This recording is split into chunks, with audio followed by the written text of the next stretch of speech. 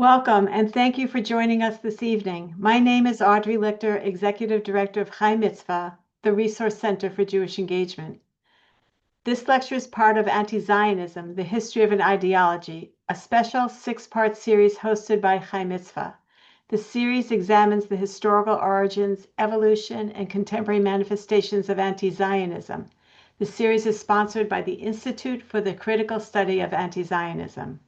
Today's Scholars Circle topic is Part 3, The Assembly Line of Anti-Zionism, Soviet Roots of Today's Progressive Anti-Zionism, with Dr. Naya Lekht. Chai Mitzvah is a national organization now celebrating its 17th year. We are the host of Scholars Circle and a Jewish resource center that focuses on building community through Jewish engagement programs, through small group learning. Chai Mitzvah has engaged over 9,000 participants since our launch in 2009. We have over 20 curricula tailored for small group conversation for teens and adults, lay or professionally led. For more information, please visit our website at chaimitzvah.org. The Scholar Circle program was inspired by Scott Shea, our founder and board president, who authored the best-selling book, Conspiracy U, A Case Study, which unpacks anti-Zionist conspiracy theories from the left and the right of the political spectrum. Scholar Circle has engaged nearly 5,000 participants since 10/7 from around the world. The Scholar Circle program hosts lectures by prominent scholars every 2 weeks on topics relating to Israel and the Jewish community, geared towards rabbis, educators, and lay leaders who are charged with explaining the complex issues the Jewish community is facing. To that end, each lecture will have a resource guide that will be sent to you after the lecture. A recording of each lecture will be accessible on our website and shared with you through email as well within 1 week. We welcome audience questions anytime. Please use the Zoom Q&A box, Scholar Circle Q&A box. Scholar Circle is a program of Chai Mitzvah, a 501c3 nonprofit organization. Please consider supporting Scholar Circle with a donation, which is fully tax deductible. We now welcome Dr. Andrew Pessin to introduce our esteemed scholar. Andrew? Thank you so much, Audrey. Dr. Lekht, why don't you come join us? I am so grateful to Chai Mitzvah and Scholar Circle in particular.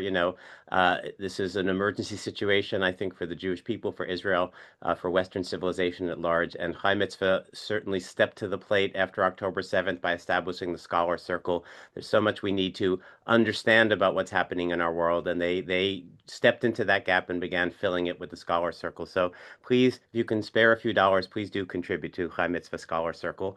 I'm Andrew Pessin, as Audrey mentioned just a moment ago. I am recently launched the Institute for the Critical Study of Anti-Zionism. I'm also grateful to Chai Mitzvah Scholar Circle for sponsoring and hosting this series of lectures, which is the first act of the Institute for the Critical Study of Anti-Zionism. The goal is to study this ideology that has caused so much damage to the university in general and has turned the academy so hostile towards the state of Israel and towards the Jewish people in general. So please do check us out. It is a pleasure to introduce Dr. Naya Lekht. She is a scholar, educator, and writer known for bringing urgency and clarity to the study of anti-Jewish hatred. She earned her PhD in Russian literature from UCLA, where her dissertation examined Holocaust literature with a focus on Babi Yar as a site of collective memory for Russian speakers. Her research on the Holocaust in the Soviet Union informs her work on Soviet anti-Zionism, linking historical patterns of repression to contemporary forms of anti-Jewish hatred. Today, Dr. Lekht partners with Jewish and non-Jewish private schools to develop rigorous, historically grounded curricula on Israel, the Middle East, and Jewish identity, empowering students to think critically and engage confidently with one of the defining issues of our time. In 2024, she was named one of the Jerusalem Post and JNF's top 25 Zionist visionaries. She's also the co-founder of Stop Anti-Zionism, an educational initiative addressing the realities students face in K-12 and higher education through a declaration that names anti-Zionism as today's anti-Semitism. Her writing has appeared in many places, including the Jerusalem Post, Tablet, Jewish Journal, Allgemeiner, and Times of Israel, and she does regularly lecture in schools, community institutions, and public forums on the history of anti-Jewish movements and how to teach this material with clarity and moral courage. You should bring her in to speak to your group. She's really wonderful, so it is an honor to have her here tonight. So I turn the floor over to Dr. Lekht. Thank you So very much. Thank you to the High Mitzvah. Thank you to Professor Pessin. And the title of this talk today is The Assembly Line of Anti-Zionism, Soviet Roots of Today's Progressive Anti-Zionism. And so I want to begin actually by talking about an event that will occur on April 2nd, 2026 at UC Berkeley. Professor Zahi Zalua is going to give a talk titled Anti-Zionism is Not a Luxury. And you could read the description of the talk, but the key takeaway points that I want us to focus on is that anti-Zionism, argues this professor, is the answer to the unjust world. That the goal is to end the Zionist world, and then the other thing that he says in his description is that anti-Zionism is not anti-Semitism and that Zionism is a murderous privilege. And he concludes by stating, we don't have the luxury to think, to opine whether anti-Zionism is a problem.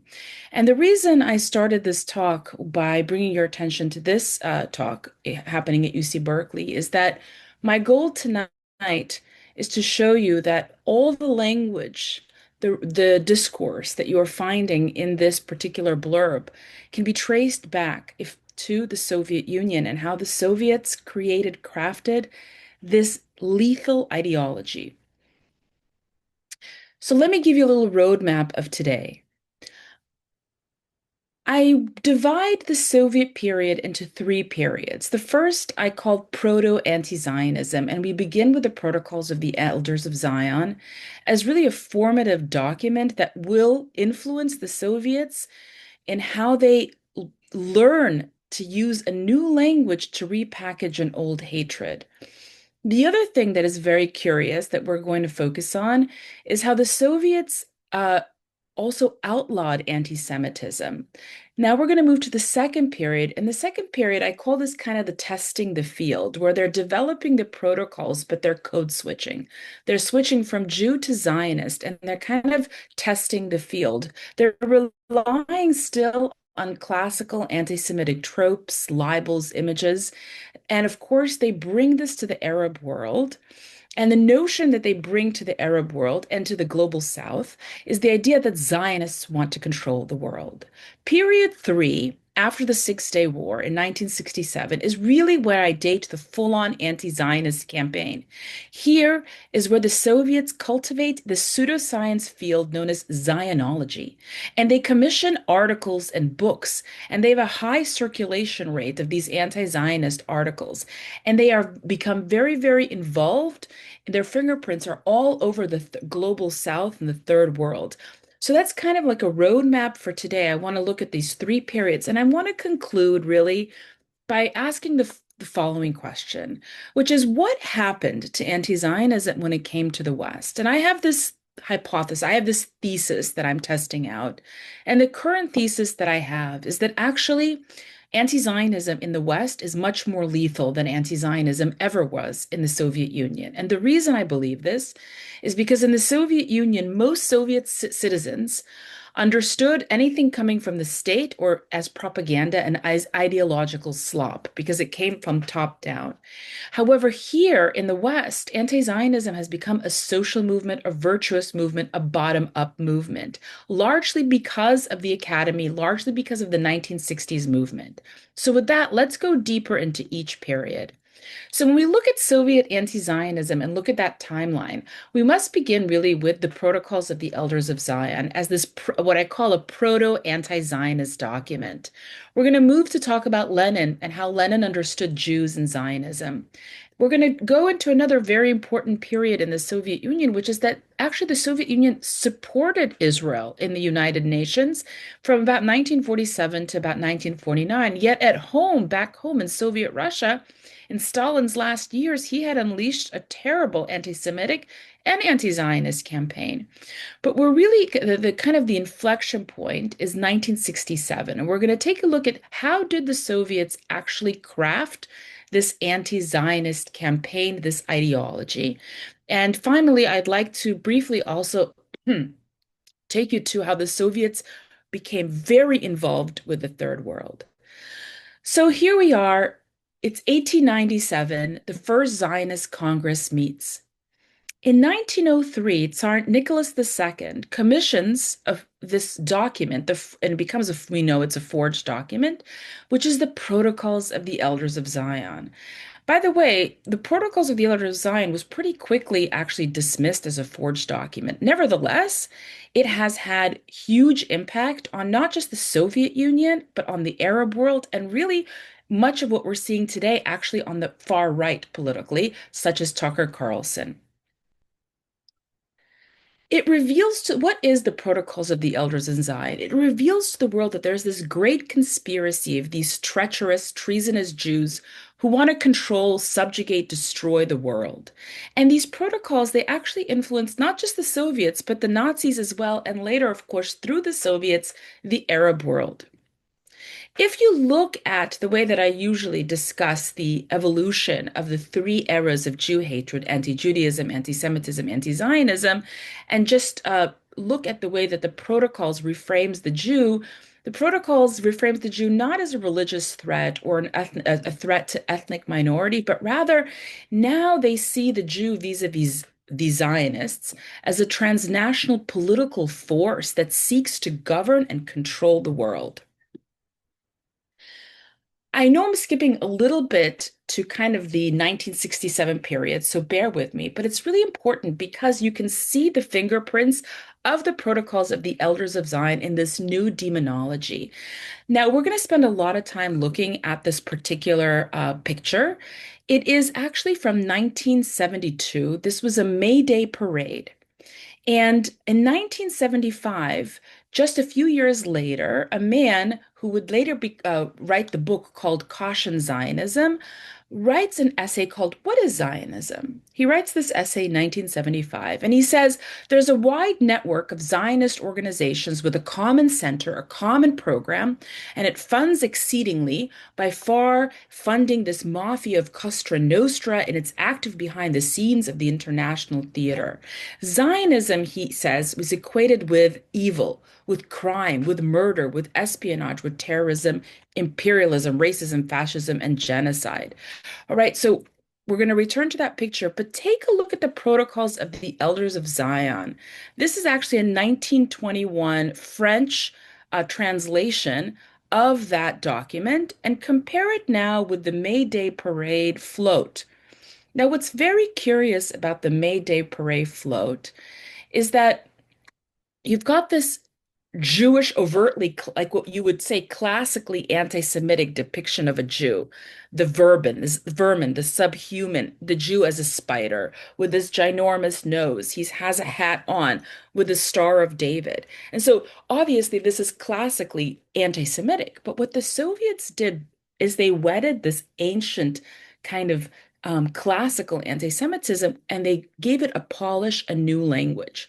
Because what it says behind in Russian is Sionism ружье империализма, which means that Zionism is the weapon of imperialism.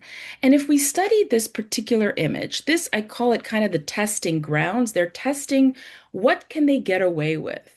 So they're marrying this old protocols of the elders of Zion type imagery of a Jew, but they're wedding it with a political discourse. They're wedding it with a discourse that positions Zionism at the center of being the enemy of world peace. Zionism is the weapon of imperialism.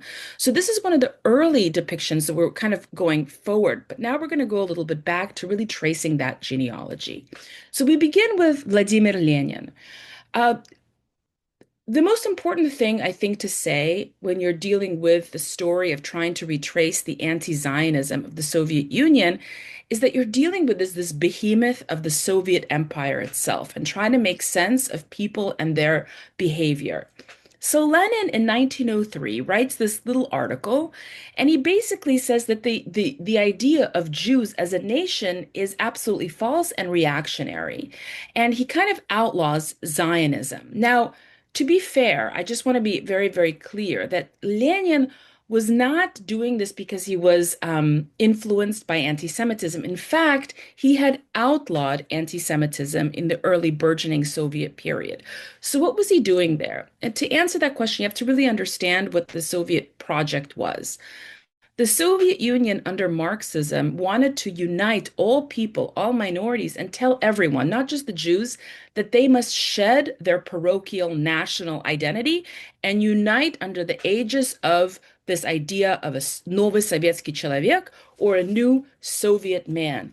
And so it would be unfair of me to say that Lenin is actually influenced by these deep anti-Zionist views. He isn't really. He is actually trying to fashion and invite the Jewish people to participate in this project of the Soviet society. Nevertheless, 10 years later, Stalin would write an essay called Marxism and the National Question, in which Stalin actually denies that Jews constitute a nation at all. So at first, you've got Lenin who says, yeah, Zionism is Jewish nationalism and I don't like it. And I don't like it because it prevents all these minorities from coming together and uniting as this new Soviet man. But Stalin kind of departs from Lenin, and he denies Jews their national identity. And of course, he does so because, again, he wants these Jews to not be loyal to their own Jewish cause, but rather to the Soviet Union. So you got this very interesting case emerging that simultaneously Lenin is outlawing anti-Semitism. You've got the Soviet Union that says there's not going to be any anti-Semitism. And in fact, for the word Žid or kaik, Lenin would say that you can get thrown into jail for that word. Yet, at the same time, how does it that this place that outlaws anti-Semitism become the kind of crafter of the most lethal form that we're dealing with right now in the West, which is anti-Zionism? Now, let's skip forward a little bit to a period where the Soviet Union actually supports the state of Israel. And to understand their motivations, the Soviet Union, after World War II, was looking at the world, and they were looking at different places, strategic places emerging where they would bring communism outside of the borders of the Soviet Empire. And they looked at the Middle East. It was an emerging, very critical region. And they thought that if they would support Israel, this would be a way to export communism. Because remember, the slogan of the Marxist-Leninists was workers of the world unite. It's not workers of Ukraine. It's not workers of the Soviet Union. The goal is to export communist ideas, communism beyond the borders of the Soviet Empire. So they look towards the Middle East, and they actually think we're going to support this idea of Israel because they look at it as a potential to influence, to have influence in a very strategic new emerging area, but also because they're wanting to export communist ideas. So they send Andrei Gromyko to the United Nations in 1949 to deliver this speech, which is kind of a crazy speech. If you think, I'm going to read a few lines. Let me just read a few things. He says in the United Nations, the representatives of the Arab states stress that the division of Palestine is a historical injustice, but it is impossible to agree with this view, even if only because the Jewish people have been associated with Palestine for a long historical period. Now, this is the Soviet Union in 1949 that later would position Zionism as imperialism, as colonialism. Let's continue. Besides, we cannot ignore the position in which the Jewish people have found themselves as a result of the last war, and the Soviet delegation has already pointed this out at the special session. I shall not repeat what the Soviet delegation said on this point. Nevertheless, it will not be too much to recall now that as a result of the war forced on the world by Hitler Germany, the Jews as a people suffered more than any other people. You know that not a single state in Western Europe was able to offer the Jewish people adequate protection. So this is an absolutely amazing document where they're not just sanctioning Israel to the Jewish people, they're throwing their support and they're saying, no, Israel belongs to the Jewish people, and the Jewish people have suffered after the Holocaust. And so you see, oh, sorry, let me just backtrack. as you can see, these are early Chalutzim or pioneers in Israel who have Stalin's portrait while they are parading in Israel. In fact, take a look at some posters from 1954 and 1943. Long live the unity of the proletariat in the struggle for bread, freedom, and peace. And by the way, when Lenin came to power in the Soviet Union, that was his slogan: bread, freedom, and peace to the people. Also, long live the Red Army, long live the USSR, long live socialist Zionism. So initially, the Soviets really thought that they had done a really good job by supporting this idea of Israel in the Levant, in the Middle East, because they thought, see, they're going to be they're going to be a good puppet state. We're going to have a good dispensary here for our communist ideas. Whilst all this is happening, back home in the Soviet Union, while in Israel, they have early kibbutzim with Lenin portraits and Stalin portraits. And as you can see, these posters, back home, a completely different picture is unfolding. Four key events. You've got the liquidation of the Jewish Anti-Fascist Committee. And when I say liquidation, I mean shootings. Stalin had commissioned the death of high-level Yiddish writers, sometimes known as the Night of the Murdered Poets. These were Yiddish writers.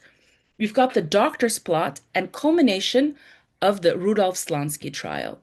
The Doctor's Plot is this idea that the Jews are planning to kill high-level Kremlin officials. This was kind of a Soviet-era blood libel plot. Simultaneously, the Jew was in the Soviet Union, this idea of the Jew as a rootless cosmopolitan, this bourgeois Jew who's sitting in luxury, who has so much, he's conquering the world. Lydia Tomashuk was awarded the Order of Lenin, by the way, which was the highest order for her research and work on masking the killer doctors, the Jews who planned to kill high-level Soviet Kremlin leaders. And of course, all this comes to a head in 1952 when Stalin orders basically the death of Rudolf Slansky. This was a show trial in the Czechoslovak Republic, and he was being charged with being a Zionist. So from my research, in terms of tracking, when did the code switching really begin from Jew to Zionist? This is one of the earliest times that I, in my research, am seeing the code switching from Jew to Zionist already in 1952. The irony of all ironies, ladies and gentlemen, is that Rudolf Slansky was not a Zionist. He was a devout Bolshevik, a devout Marxist, a devout communist. But nevertheless, this manufactured trial, this show trial, he of course pled guilty, and he was killed. And this really is a big turning point for Soviet anti-Zionism. It's not yet in that third period from 1967, which we're going to talk to. We're still in period 2, where we're testing the grounds of what works and what doesn't. But you see, Stalin was very paranoid. And when Golda Meir came to Moscow and was greeted in the Moscow synagogue by hundreds of Jews, Stalin interpreted that as having a fifth column problem on his hands. And the next kind of trope or accusation or libel waged against the Jews at that time was the Jews are disloyal, that the Jews must be working for the Western agitators, the Zionists. In the second period, this early Soviet anti-Zionist period, you've got a very important party organ known as the agitator, and it instructs activities in the Arab world. Right now, the Soviets are kind of turning and kind of seeing who do they want to really support, the Israel Jewish state or the Arab state. And what I found is fascinating was that this Yuri Konstantinov, who is kind of the party organ of the agitator, works with Arab leaders and helps to draft a book called America, a Zionist Colony in 1957. At the same time, in the Soviet Union, you've got this man named Trofim Kichko, who writes this book called Judaism Without Embellishments in 1963. And it's so overtly anti-Semitic. It's not I would not call this book yet anti-Zionist. It talks about the Jew as wanting to, it's literally Protocols of the Elders of Zion. The big turning point, and what I really want to talk about this, like stress the most today, is the crafting of this anti-Zionist effort during Khrushchev's de-Stalinization period, where they're searching for this new enemy. You've got a unifying ideological threat. The Soviet Union is looking to where they want to influence and lead, and they are looking towards the Arab world and the global South, the third world. And so, how do they do this? How do this, I'm just skipping for time. How do the Soviets craft this anti-Zionist campaign? They identified key institution, and that is the university. And we know the university is a key institution because it is where knowledge happens. It's a knowledge production center. And media state-owned. So they create a field, the Soviets, a Zionology field, and they pump lots and lots of resources into it, with books being published, pamphlets, they host conferences, and they reinforce this with their state-owned media like Pravda and Izvestia. So if a book comes out, you're going to have a review by Pravda hailing and praising the book. Let's take a look at some of these books. The very first book is Yuri Ivanov's 1969 book called Caution Zionism. And in this book, he basically positions Zionism as bellicose, as reactionary, as evil. Immediately, right after the book is published, there's a review in Pravda. Remember, you've got the book, simultaneously, you've got a review. Here's the review. From the pages of Yuri Ivanov's book emerges the true evil image of Zionism, and this constitutes the undoubted importance of the book, right about the same time. Now, this book had 70,000 print run, and it described Zionism as representative of colonial imperialist powers. Now, let's go back to that Protocols of the Elders of Zion and compare it to Caution Zionism.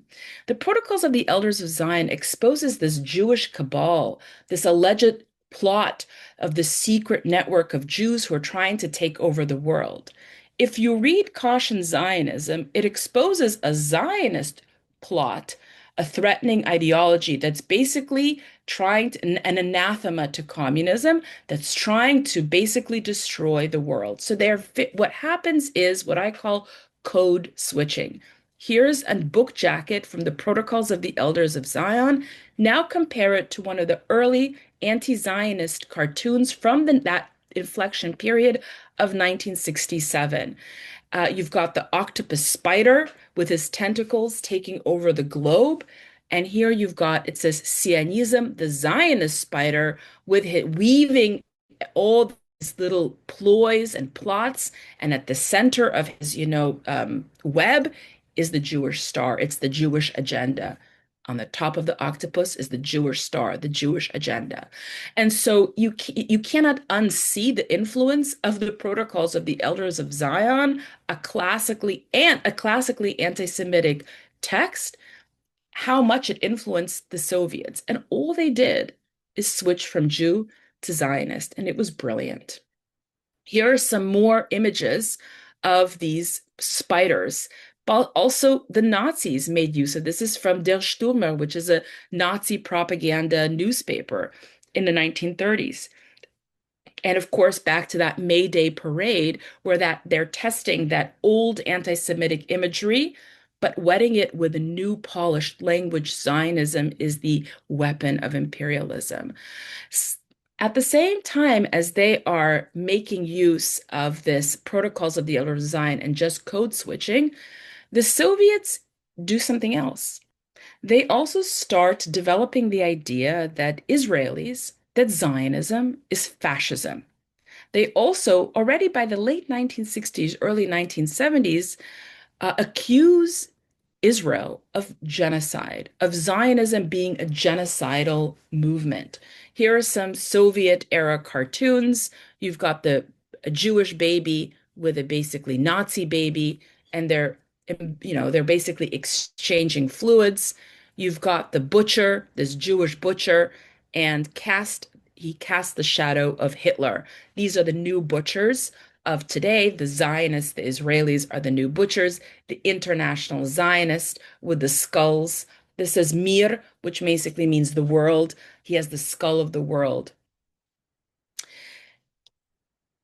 I want to stress really importantly what the Soviets understood, and why I talked about is the knowledge production. The knowledge production at the university, capturing the academy was essential.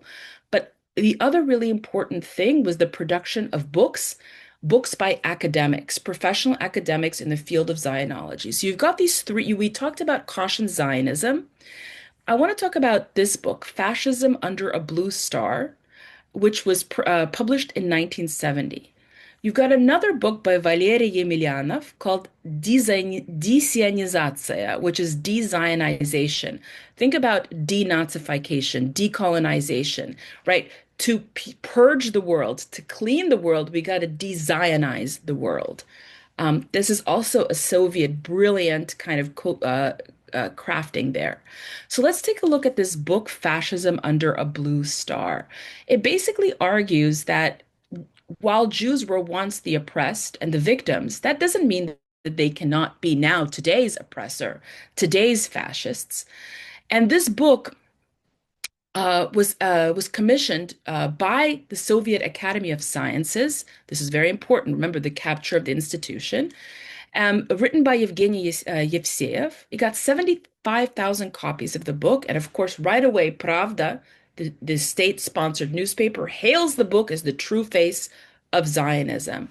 In it, Yevseyev asserts that Judaism, by the way, they sometimes use Judaism, they sometimes use Zionism interchangeably, had zealously drummed into the heads of the young generations ideas of genocide and criminal methods of attaining power. This is just a little bit from that book. The other book that came out was Vladimir Begun's The Creeping Counter-Revolution.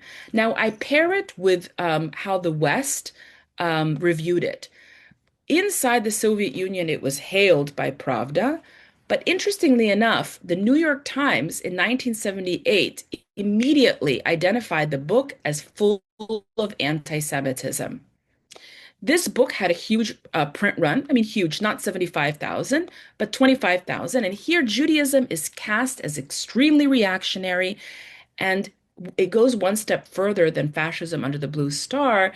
It talks about how this racist libel that the Jews think of themselves as the chosen people, and because they think that they are supremacists, think about Zionism as white supremacy, they are basically the gangsters of the world. They unleash violence because they think they are the chosen people. Begun focuses also on the Purim story in his book, and as an instruction manual for how to achieve power. He says, look at the Zionists, how they've drawn up a delirious plan of world domination to enslave the nations. He says anti-Semitism can occur as the spontaneous reaction of the oppressed, there's a typo, of the toiling population to the barbarous exploitation by the Jewish bourgeois. What he's basically saying is that anti-Semitism, it's okay to be anti-Semitic. It's okay to unleash your anger at the Jews because what they're doing is they're basically achieving power. They're taking control of the world. But as I say, the Western press immediately rejects this book, and some even call it, like right here, they call it basically a new version of the Protocols of the Elders of Zion. And this other book, Dezionizatsiya, or de-Zionization, decolonization, denazification, written in 1976 by Yemelyanov. He writes, we must intensify our ideological activities together with you, the Arabs, in order to bring a striking blow to Zionism. Here is where the Soviets are also now talking to the Arab world. They're not just talking to themselves. They were very, very keen on where they want to, and we're going to talk about this in a bit, where they want to export this ideology to the third world, to the Arab world.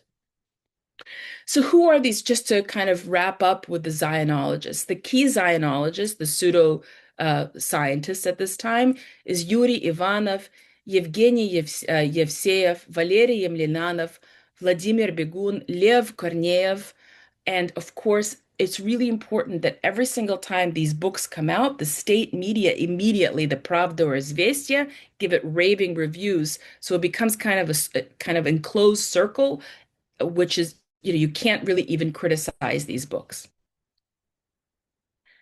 Zionism is racism. These books produce the notion, in these books over and over and over, that the Zionists are aggressive, that the Zionists are agitators, that Zionists are supremacists, the Zionists are racists. And Yevgeny Primakov in 1974, a key Soviet figure, helps to write this idea that Zionism is racism. And this idea makes it to the United Nations in 1975, Resolution 3379, and passes. It passes in the UN. Now, I want to just briefly explain to you that the Soviets, that Moscow played a critical role in the final adoption of this UN in the General Assembly. Because by this time, the Soviets had tremendous influence, not just they didn't just give their own votes. They had already tremendous influence in Africa. So the foremost spokesperson of the sponsoring group from Somalia had given his uh, votes for the Zionism is racism resolution.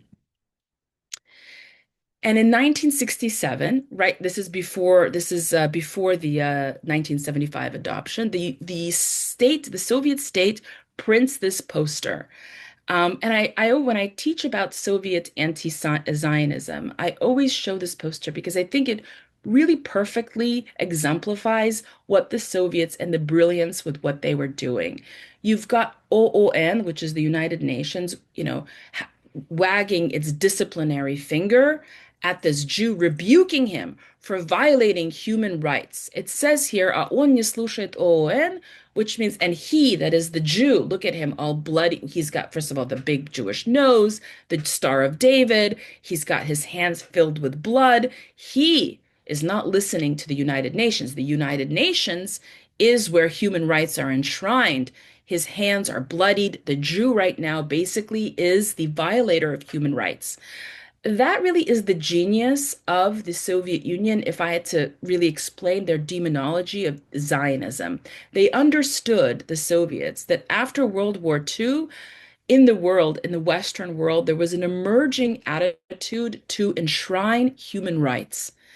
And as we know with the history of Jew hatred, and I talk about the three eras, anti-Judaism, anti-Semitism, anti-Zionism, what unites them at all three eras is that the Jew is always positioned as a villain who violates the greatest morality of his or her time.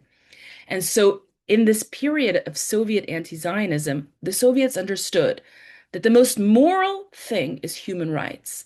And so how do you create a demon?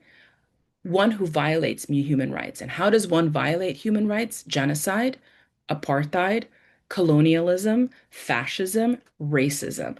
That is really the brilliance that they brought in addition to that code switching.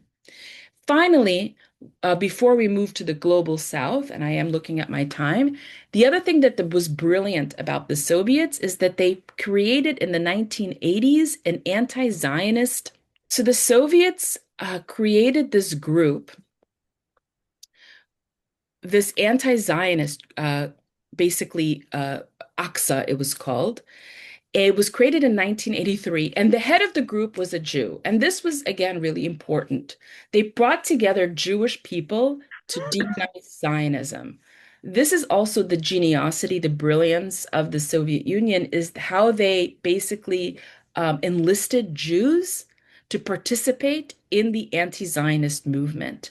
This gave it another big legitimacy. So the legitimacy came from creating this field of Zionology, the books, these academic books about how horrible Zionism is. And of course, this final touch is creating a whole committee made up of Jews who will demonize Zionism. So basically, to kind of wrap up, What the Soviets did is they framed Zionism as a form of white supremacy, of bourgeois nationalism, of imperialism, of racism and fascism. The other thing they did, which we didn't spend time on, one of the earliest things that they did, which was very brilliant, is they immediately said that anti-Semitism is not anti-Zionism. They understood the role, the precarious position that the Jew found himself in the Soviet Union. They were very, very mindful of what the West thought about them. All totalitarian states very much care about their image. And so one of the first things they did in that 1967 period, where they're creating already a real campaign against anti-Zionism, is that they distinguish anti-Semitism from anti-Zionism. They say they're not the same. We denounce anti-Semitism. Remember, Lenin denounced anti-Semitism. We are the inheritors of Lenin. There's no place for backward, reactionary, tsarist, capitalist type of hatred, racist hatred, which is anti-Semitism. No, we are anti-Zionists. And I'll just pause and say that this strategy, this rhetorical strategy, is a very common one for Jew haters because, for instance, the person who coined the term anti-Semitism is Wilhelm Marr. Wilhelm Marr coins it right around, I would say, 1878, 1879. He writes a short little pamphlet called The Victory of Judaism over Germandom. And one of the first things that Wilhelm Marr does is he denounces Judenhass. He denounces hatred of Jews based on their religion and says, I'm not a Judeophobe. I have no problem with Jews as a religious group. No, I'm an anti-Semite. And this is exactly what the anti-Zionists, the Soviets, did. They denounced anti-Semitism. They said there's no place for anti-Semitism in the Soviet Union and put forth this new form of Jew hatred. Which brings us to the Soviet Union and their propaganda and their efforts to bring anti-Zionism to the global South. They did this through Soviet pamphlets. They really, really focused on Africa. They really even focused on India. They focused on the Arab world. Very important conference happens in 1967 in New Delhi with about 1,200 delegates attending. And you've got this interesting man named Herbert Aptheker. He's a senior American Communist Party member, and he delivers this keynote address where he frames the Arab-Israeli conflict through the notion of imperialism, colonialism, and racial oppression. And he equates Israel with a Nazi German state. This is a very important moment because at this conference, at this conference, are people from the Arab world. So what is the outcome of this conference? They adopted declarations accusing Israel of violating human rights. They labeled Palestinian terrorism as righteous and justified. Just to save time, I just want to move on. The Soviets began a concerted effort, a focused effort to extend their influence into African continent, into the Latin world, into Asia, with their anti-Zionist campaign. And so in 1969, there's another really important conference in Cairo with 74 countries. And remember that guy, Yevgeny Yevseyev? He's there and he labels Zionism a transmission belt of world imperialism. Now, take a look at one of the documents, the address made at that conference. Just want to read this. Our people were deprived of their rights to self-determination and to the enjoyment of life on their own land without oppression. This was the result of a serious racist aggression carried out by an imperialist organization, Zionism. Zionism becomes centered as a violation of human rights at this Cairo conference. By the way, we're going to talk about this in just a second, in Durban in 2001, that's exactly what happens in the Durban conference, is Zionism is centered as a racist ideology. And so I thought you would be interested to see how the Soviets really were spending a lot of their resources on the African continent and sending messages, like, for instance, this poster, I'm sorry, колониализму нет места на земле. There's no place for colonialism on Earth, right? That they basically, the Soviets are going to save the world from the worst sin, colonialism, and that's where they basically bring in that Zionism is a form of colonialism. The third world core liberation beliefs is, again, we've heard this many times, is this division between the oppressor and the oppressed. And this is a very interesting poster, Колонизатору к ответу.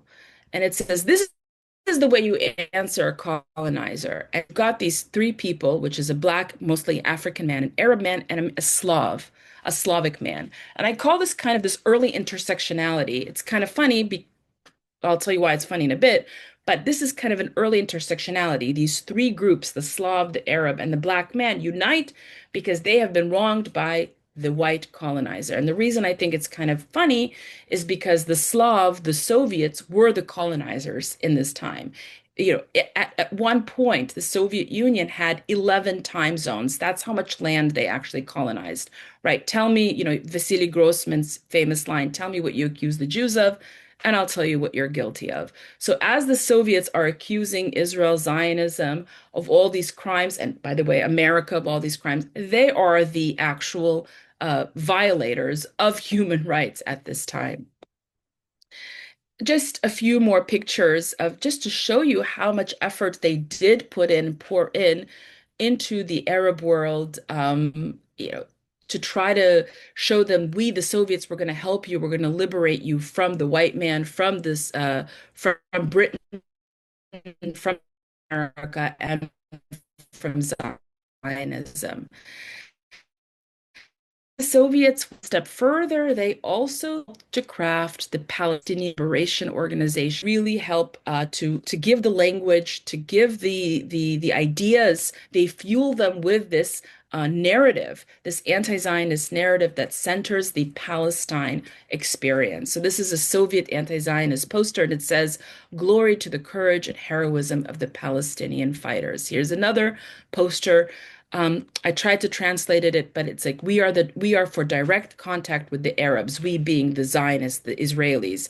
Direct contact meaning violence. We want to be violent against the Arabs. Notice the background, it's as if they are in a ghetto. And this is another Soviet pro-Palestinian poster. This is from 1982, showing a Palestinian fighter confronting an American and an Israeli. More just examples of how much the Soviets um, really supplanted, influenced the Arab world with their anti-Zionist ideology. I see that we're running out of time. So just for the sake of time, I just want to conclude by saying the following. I started this talk explaining to you that the Soviets created a campaign which I call top down. It came from the state. Most Soviet citizens understood it to be as ideological slop. I spoke with, for instance, Natan Sharansky. I spoke with my own family. I spoke with many people who lived in the Soviet Union, Jewish and non-Jewish. And I asked them, did you believe these things when you heard them from Pravda or these books like Fascism Under a Blue Star? Everybody laughed at them, actually, and thought they're not serious. But something different is happening in the West. They're not laughing at these. They're taking these as cause. It's a bottom-up movement. It has become a virtuous movement in the West. It is much more lethal because no Soviet citizen, I have to tell you, was standing in front of us, you know, a group of Jewish people ready to beat them up for the crime of Zionism. So that is where I want to end. I had a lot prepared, but I understand time. We have some questions. I'm going to stop sharing. Dr. Lekht, thank you so much. There was so much to think about, so much to talk about. There's a whole bunch of questions. We don't have a whole lot of time, but I'm happy to report that all questions that are put into the Q&A on your screen. If you don't see your Q&A, it's in the More button on the bottom of your screen. But all those questions will be forwarded to Dr. Lekht, and hopefully she'll have the ability to answer at least a few of them personally. So hopefully we'll get to the ones we don't get to. So let me start with there's a few right at the beginning. I've actually been discussing some of this material right now with a class that I'm teaching, and they've raised a whole bunch of very interesting questions and objections about some of this material that I think would be relevant. And maybe one way to frame sort of one of them is just because today's allegations from, let's say, Western progressives are similar to these Soviet Zionist, anti-Zionist industry that you were just describing, doesn't necessarily mean that today's allegations are unjustified, right? And so too, maybe these Soviet allegations, I guess the assumption in this talk is that they are false, they are not true. So when the Soviet Zionologists start framing Israel as a settler colonial process, that's not necessarily false. Maybe that's true. And just because they've been accusing the Jews of genocide really since the Protocols of the Elders of Zion doesn't mean Israel's not committing genocide today. So I guess the question is, what exactly is the relationship between the Soviet anti-Zionism campaign and today's? Because the fact that they have roots in Soviet anti-Zionism doesn't mean today's anti-Zionism is illegitimate or unjustified. So I will throw the question, I will throw the question back to you and perhaps to your students. If I told your Good, students, because I'm not able to answer it well to my students. So so yeah. if I asked your students that, that slogan Zionism is racism was devised by Goebbels and was used in the Nazis by the Nazis, would they say something different? Would they have a different reaction? Right. And the reason I'm asking this question is that one of the things that I think we've missed in educating the youth and the public is people don't understand what the Soviet Union was and how much of a totalitarian state, how similar it was to the Nazis.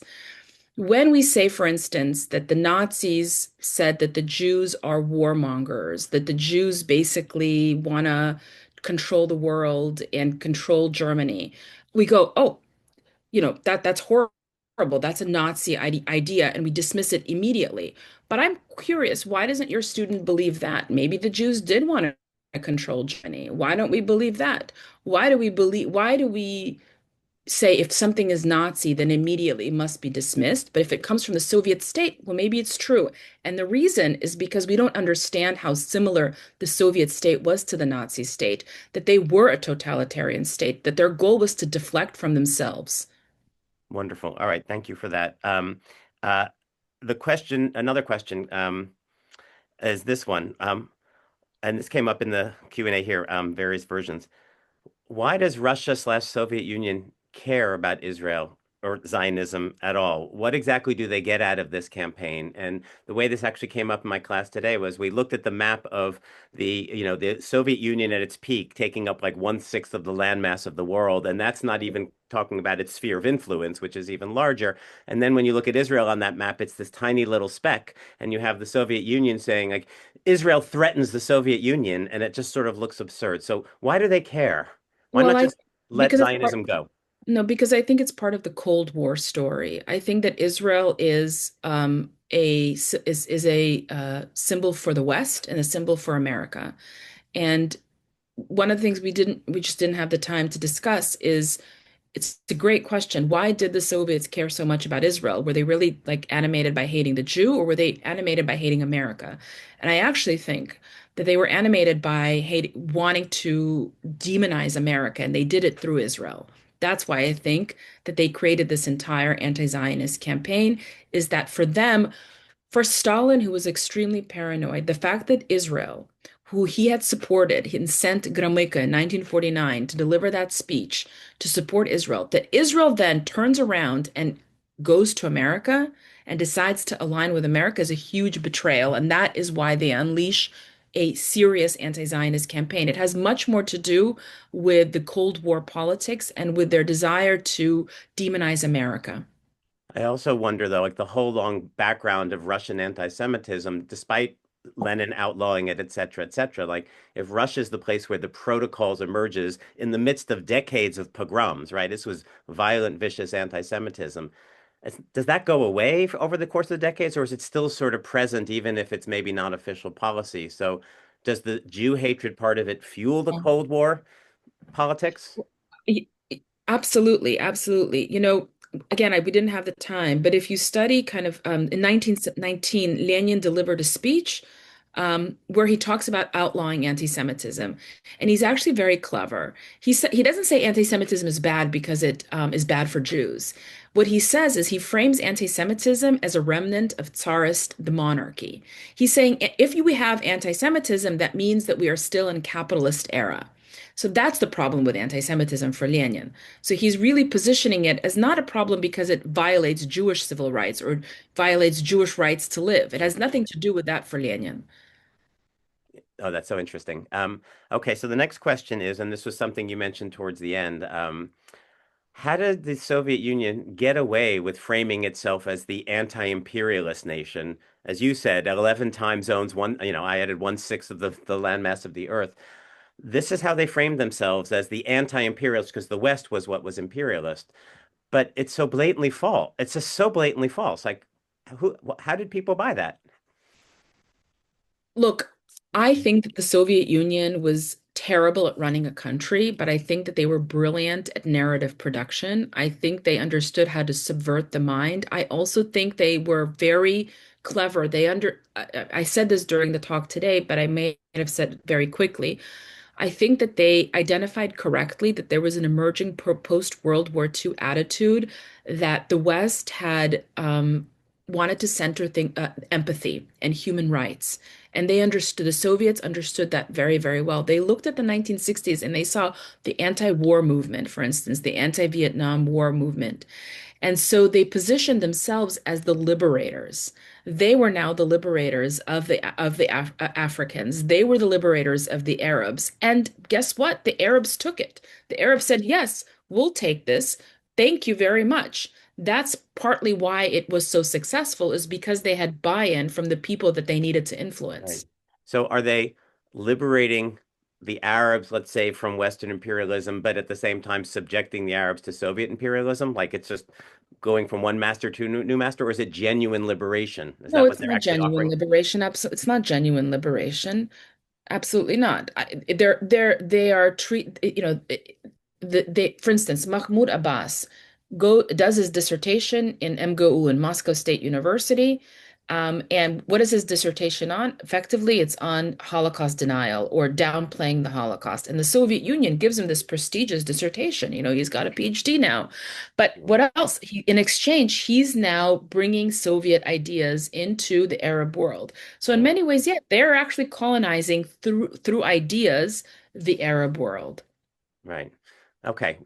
We are running out of time. There's so many questions. They're coming in fast and furious now.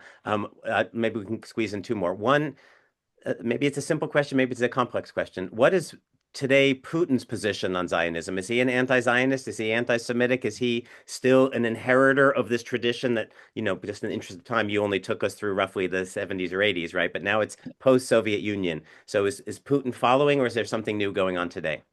I will, okay, I'm not an expert on contemporary Russia, but I will say one very curious thing, which is that the moment the Soviet Union collapsed in 1991, the phantom legs of that entire anti-Zionist campaign just collapsed with it. What is that to say? To say that it was such a false narrative, such a false reality that it didn't Mm, sustain post-Soviet Union. It didn't sustain. What you have among the Russians is a return to this classical, more anti-Semitism. By the way, another thing is we didn't, because time, you've got a really important figure in Russia. His name is Alexander Dugin. I don't know if any of you have heard that name, Alexander Dugin. He really is an influential philosopher. He is actually, the things that he says is very similar to what that guy Yermolayev wrote in the book De-Zionization, that the entire world can be understood as like a battle between Russia, the Third Rome. He calls Russia the Third Rome, and the East, which is the Antichrist, which is the Jew. So, oy. and by the way, Alexander Dugin is a very important, as I say, Russian philosopher who is now influenced not just Putin, perhaps, but more importantly, he's influencing the American right through Tucker Carlson. Ah. So it sounds like the Soviet antipathy to the Jewish project is in a different phase. I'm sorry, the Russian, today's Russian, Yes, is in a new phase. It's evolved from the Soviet phase. But it's also definitely. interesting if it sort of collapsed in the 90s with the collapse of the Soviet Union, it seems like that mantle was then just taken up by the progressive left, roughly in the 90s. That's when it really That's began right. to accelerate, just when the Soviet Union is collapsing, which is something we clearly need to study more. All right, last quick question, and then Audrey's going to come back and wrap up. The question is, and if you can be brief on this, what do we do with this information today to confront the campus scene? And there's an audience member who's actually going to deal with her local co-op is about to vote on a BDS resolution. So, like, how do we use this information That's a hard. today? Very briefly, if you can. I mean, I can be, I'll be as brief as I can. I believe in the Socratic method. I'm a teacher. I spend most of my time in the classroom. When a person espouses these views and says Zionism is racism, Israel is a Nazi state, I ask this person, how aware are you where this idea that you just said, do you know where it comes from? Do you know what you just said? Do you know the roots of this idea? And they usually say no. And I say, are you willing to sit and talk to me? I mean, this is it's a huge. This is like you gave me the final question, which is like the most difficult question. Leave But them I wanting more. but I really believe when people say certain things, I always ask, how aware are you that what you just said, of what you just said, where it comes from? Where did you get this idea? Where'd you get that even that language? Right. And doesn't it strike you odd that everyone is saying this, they're kind of saying speaking in the same language? Where did they come up? Where did this lexicon, this shared vocabulary come from? Wonderful. Wonderful. Thank you, Dr. Lekht. I turn it back over to Audrey. All right. Wow. Wow. Thank you, Dr. Lecht, and thank you, Dr. Pessin. More to come, just so I can say more to come. So much to learn. So amazing.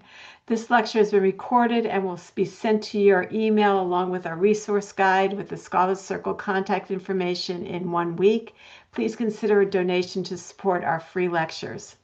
Our next Scholars Circle lecture is part 4 of the 6-part series featuring Hussein Abakor Mansour on the genealogy of Arab Islamic anti-Zionism. Register to join us on Monday, April 6th at 7 p.m. That's Monday, April 6th at 7 p.m. at joinscholarscircle.org. Thank you all. Thank you tonight for a very, very comprehensive and incredible lecture. And we'll see you all soon. Good night.